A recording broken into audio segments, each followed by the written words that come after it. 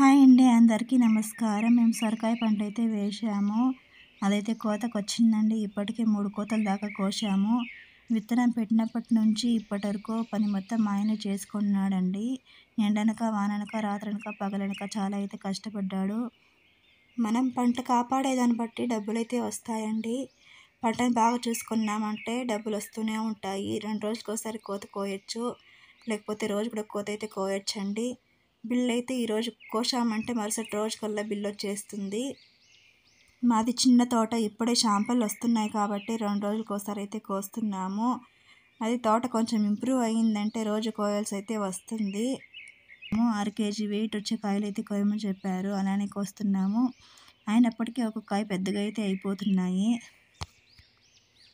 కోసేదైతే ఫాస్ట్గా కోసేయచ్చు. వీటిని ప్యాకింగ్ చేయడం పెద్ద ప్రాసెసింగ్ అయితే ఉంటుందండి. మేమైతే చిన్న చిన్న కాయలు ఒక బాక్స్లో, కొంచెం పెద్ద పెద్ద కాయలు అయితే ఒక బాక్స్లో 2 బాక్సులుగా వేస్తున్నాము. ఏ గ్రేడ్, బి గ్రేడ్ అలా వేస్తున్నామండి.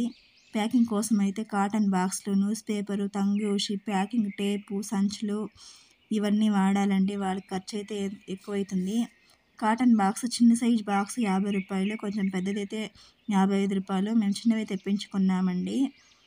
ఒకటి మాత్రం పెద్దది తెచ్చుకున్నాము. ఇంకా తెచ్చుకునేవైతే పెద్దవే తెచ్చుకోవాలి. చూడండి ఫ్రెండ్స్, ఇదైతే మా సొరకాయలు 2 బాక్సుల బిల్లు. ఒక బాక్స్ 33 కేజీలు, ఒక బాక్స్ 41 కేజీలు వచ్చింది.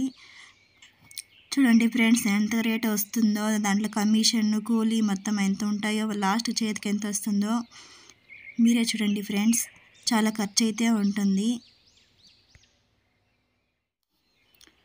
నాకు తెలిసినంత వరకు మేము సొరకాయ పండించడం ఇదే ఫస్ట్ టైం అండి. బాక్స్ నిండిపోయిన తర్వాత వాటికి టేప్ అయితే వేస్తాము. మళ్ళీ తర్వాత తంగూసుతో కడతాము. కట్టేసిన తర్వాత దాన్ని సంచిలోకి అయితే వేస్తామండి.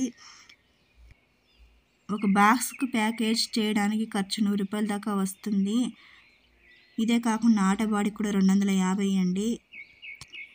మేమైతే కాయలు కోయడానికి వేరే కూలీలను ఎవరు పెట్టలేదండి, మేమే కోసుకుంటున్నాము. మేము కాయలు కోస్తున్నప్పుడు అయితే ఒక కస్టమర్ అయితే వచ్చిందని, ఇంటి దగ్గర నేను లేదని చెప్పి ఫోన్ చేసి పొలం దగ్గరికి బట్టలు అయితే ఇచ్చేసి వెళ్తున్నారు. చూడండి ఫ్రెండ్స్, మా పిల్లలు అయితే చాలా కష్టపడుతున్నారు. అన్ని పనులు హెల్ప్ చేస్తారండి. సాయంకాలం వాళ్ళ స్కూల్ నుండి వచ్చిన తర్వాత మేము పొలం పనులు అయితే ఎక్కువ చేసుకుంటాము. మా సొరకాయలు అయితే 3 బాక్సులు అయితే అవుతున్నాయండి. చిన్న కాయలు 2 బాక్సులు, పెద్ద కాయలు 1 బాక్స్ అయితే అవుతున్నాయి. చూడండి ఫ్రెండ్స్, ఆటో అన్న వచ్చి కూర్చోకుండా మాకైతే హెల్ప్ చేస్తున్నాడు. ఎప్పుడూ అంతేనండి.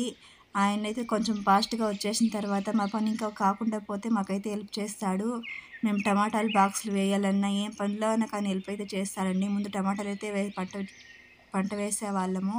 ఈ మధ్య అయితే వేయట్లేదు. అప్పుడైతే టమాటాలు బాక్సులు కూడా వేసేవాడు అతను. బిల్లులు కూడా అతనే తెచ్చిస్తాడండి మాకు. ఈ వీడియో మీకు నచ్చితే లైక్ చేయండి, కామెంట్ చేయండి. అలాగే నా ఛానల్ సబ్స్క్రైబ్ చేసుకోండి ఫ్రెండ్స్.